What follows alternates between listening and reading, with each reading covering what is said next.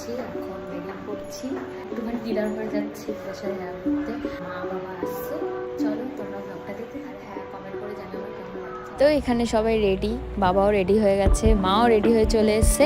তো এখন চলো যাওয়া যাক, তো ওখানে গিয়ে আবার তোমাদের সঙ্গে দেখা হচ্ছে। আর এই যে হচ্ছে সেই পুচকু, তার জন্য আমাদের এখানে আসা।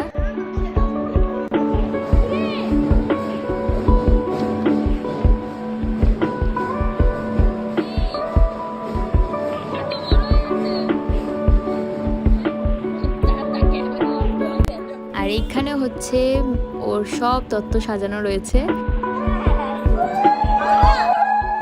এখন সবাই যাচ্ছিল হচ্ছে, যেহেতু ওকে স্নান করানো হবে, তো সেটার জন্যই জল তুলতে যাওয়া হচ্ছিল এখানে।